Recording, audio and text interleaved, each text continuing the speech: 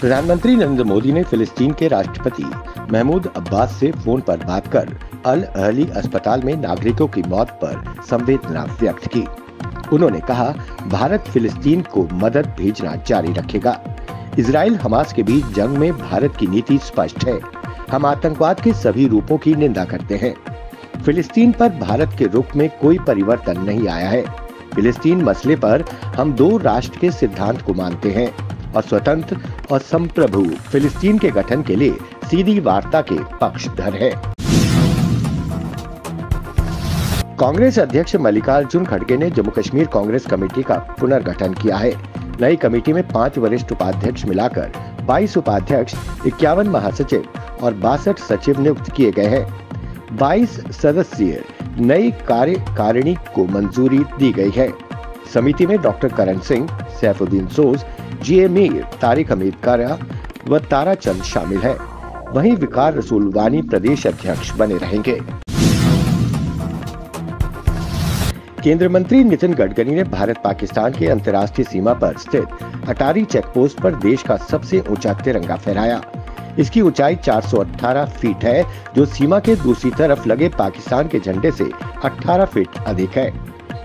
तिरंगा खास surveillance technique से सुसज्जित है। इसके टॉप पर ऐसा सिस्टम लगा है जो हमारे जवानों की सरहद पर निगरानी में मदद करेगा। भारतीय क्रिकेट टीम का वर्ल्ड कप में विजय रथ लगातार दौड़ रहा है। Man of the match Virat Kohli not out 103 की बदौलत भारत ने बांग्लादेश को 7 विकेट से हरा दिया। इस जीत से भारतीय टीम का वर्ल्ड कप में बांग्लादेश पर लगातार डोमिनेंस जारी है। बांग्लादेश पर भारत की वर्ल्ड कप में लगातार चौथी जीत है।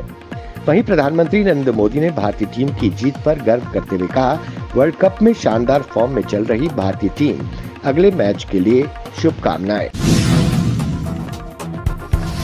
जम्मू श्रीनगर राष्ट्रीय राजमार्ग पर झज्जर कोटली इलाके में सेब से लदा एक ट्रक डिवाइडर से टकराकर 80 फीट नाले में जा गिरा। पुल से नीचे गिरने से ट्रक में सवार 4 व्यक्तियों की मौके पर ही मौत हो गई। ये ट्रक सेब लेकर श्रीनगर से राजस्थान जा रहा था। चारों शवों को पुलिस ने जीएमसी जम्मू में शवगृह में रख दिया है। अनंतनाग जिले के गांधरबल पुलिस ने एक मेडिकल शॉप को स्थानीय युवाओं में प्रतिबंधित नशीली दवाएं बेचने के आरोप में गिरफ्तार किया है। इसके अलावा ये विक्रेता इन्हें कुछ अन्य इलाकों में सक्रिय नशा कारोबारियों को भी सप्लाई करता था। पुलिस द्वारा उसकी दुकान को सील कर दिया गया है। दुकान से बड़ी मात्रा में बैंड नशीली दवाएं बरामद की गई हैं। प्रधानमंत्री नरेंद्र मोदी ने साहिबाबाद का दुहाई डिपो से जोड़ने वाली रैपिड एक्स ट्रेन में स्कूली बच्चों और चालक दल के साथ सफर कर बातचीत की। प्रधानमंत्री मोदी ने साहिबाबाद में दिल्ली गाजियाबाद मेरठ आरआरटीएस कॉरिडोर में पहले खंड का उद्घाटन किया और रैपिड एक्स ट्रेन को हरी झंडी दिखाई। पाकिस्तान के साथ संदिग्ध गतिविधियों में शामिल होने के आरोप में पुलिस की एसओजी ने कठुआ के एक व्यक्ति को सांबा के एक गांव से गिरफ्तार किया है। फिलहाल लखनपुर थाने में उससे पूछताछ जारी है। ये व्यक्ति काफी समय से सुरक्षा एजेंसियों के रडार पे था। इस व्यक्ति द्वारा कुछ समय पहले गोपनीय दस्तावेज और कुछ मोबाइल सिम सीमा पार पाकिस्तान में बैठे संदिग्धों को सौंपे गए थे। इन सिमों को वहां चालू कर खुफिया जानकारियों का आदान प्रदान किया गया। जम्मू संभाग के किश्तवाड़ जिले के कांडनी के पास एक दर्दनाक सड़क हादसा पेश आया, जिसमें 2 लोगों की मौके पर मौत हो गई। वहीं एक अन्य गंभीर रूप से घायल हो गया, जिसे इलाज के लिए तुरंत किश्तवाड़ अस्पताल ले जाया गया। मिली जानकारी के अनुसार एक ऑल्टो कार JK 06B1909 अनियंत्रित होकर सड़क से नीचे गहरी खाई में जा गिरी, जिसमें 2 लोगों की मौके पर मौत हो गई व एक अन्य गंभीर रूप से घायल हो गया। घायल को किश्तवाड़ अस्पताल ले जाया गया, जहां डॉक्टरों ने उसे मृत घोषित कर दिया। कार पर सवार अब 3 व्यक्तियों की मौत हो गई। राजस्थान के दौसा में कांग्रेस महासचिव प्रियंका गांधी वाड्रा ने कहा कि जब भी चुनाव होते हैं, बीजेपी धर्म और जाति के बारे में बात करती है।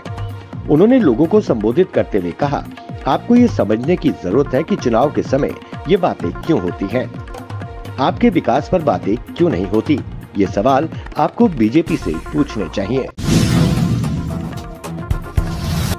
उत्तर प्रदेश के साहिबाबाद में जनसभा को संबोधित करते हुए प्रधानमंत्री नरेंद्र मोदी ने कहा, 21वीं सदी का भारत हर सेक्टर, हर क्षेत्र में प्रगति की नई कहानी लिख रहा है। आज का भारत चंद्रमा पर चंद्रयान उतारता है। G20 के शानदार आयोजन से आज का भारत आकर्षण और जिज्ञासा के केंद्र बन गया है। आज भारत एशियाई खेलों में 100 से अधिक मेडल्स जीतता है। आज का भारत 5G लॉन्च करता है। आज का भारत दुनिया में सबसे ज्यादा लेन देन करता है। आज शुरू हुई नमो भारत भी मेड इन इंडिया है।